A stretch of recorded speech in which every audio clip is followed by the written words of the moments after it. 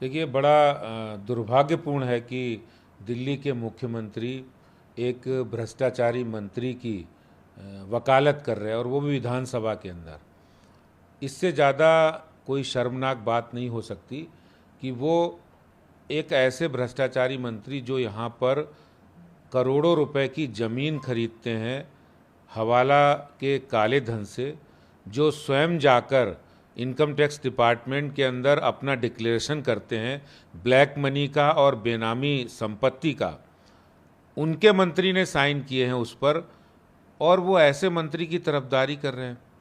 अरे वास्तव में दिल्ली के लिए काला दिन तो वो है जिस दिन मोहल्ला क्लिनिक में मासूम बच्चों की गलत दवाई देने से मौत हो जाती थी। वास्तव में दिल्ली के लिए काला दिन वो है कि जब दिल्ली की यमुना सफाई के झूठे वादे करने वाले सफाई नहीं कर पाए, और यमुना जैसी गंदी रही वैसी गंदी आम आदमी पार्टी सरकार में रही। दिल्ली के लिए काला दिन तो वो दिन है जब दिल्ली के अंदर पानी की व्यवस्था का बुरा हाल है, वहाँ लोगों को पानी नहीं नसीब हो रहा है, और जल बोर्ड अपने 57,000 करोड़ रुपया जो आपने खर्चा किया उसका हिसाब नहीं दे पा रहा है। आप ऐसे उनको ईमानदारी का सर्टिफिकेट दे रहे हैं। क्या अगर कोई मंत्री आपने बना दिया तो वो ईमानदार है, इसका सर्टिफिकेट आप देंगे?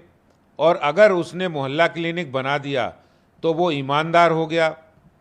ये केजरीवाल जी सर्टिफिकेट दे रहे हैं, उनको कोई कोर्ट की बात नहीं माननी है। केजरीवाल जी, क्या आप बताएंगे कि आप ही सर्टिफिकेट देने वाले हैं न्याय का? क्या आप ही उसका फैसला लेंगे? यानी आप जो कहें वही सही। तो ये केजरीवाल जी की पुरानी आदत है, इस तरह की बातें करना। मैं समझता हूँ इससे ज़्यादा दुर्भाग्यपूर्ण कोई बात नहीं हो सकती कि एक भ्रष्टाचार के सिर्फ आरोपी नहीं, वरन वो अदालत के द्वारा लगातार उनकी रिमांड, उनका जो अवधि बढ़ाई जा रही है, तो ये अदालत का फैसला है, ये सरकारी एजेंसी का फैसला है, जांच का फैसला है। सर, दूसरी तरफ सर एमसीडी चुनाव को लेकर भी उन्होंने तमाम बातें कही। उन्होंने कहा कि बीजेपी चुनाव से बचने के लिए उन्होंने तीनों को एक करने की कोशिश की, अभी तक कोई कमेटी नहीं बन पाई है। तो बेसिकली उनका कहना है कि बीजेपी जो है बहानेबाजी कर रही है और चुनाव से बचना चाहती है, और वो कह रहे हैं कि हम कोर्ट भी जाएंगे ताकि समय से चुनाव हो। अभी तक कुछ हो नहीं रहा है एमसीडी के चुनाव को लेकर, आप कैसे देखते हैं? देखिए, भारतीय जनता पार्टी, हम तो चाहते हैं अभी तुरंत चुनाव कराया जाए। हम तो चुनाव चाहते हैं और चुनाव की हमारी पूरी तैयारी थी। अगर केंद्र सरकार ने कोई एमसीडी के और दिल्ली के वेलफेयर के लिए डिसीजन लिया है, उसका स्वागत किया जाना चाहिए।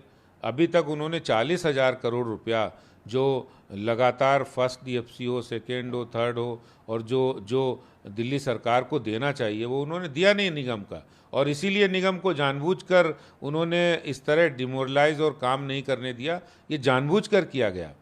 और अगर चुनाव की जहाँ तक बात है, भारतीय जनता पार्टी कभी चुनाव से भी नहीं डरती है, हार जीत से भी नहीं डरती है। भारतीय जनता पार्टी आज जो विश्व का सबसे बड़ा ऑर्गेनाइजेशन बना है पॉलिटिकल, तो हम हार के भी आगे निकले और जीत की ओर बढ़े।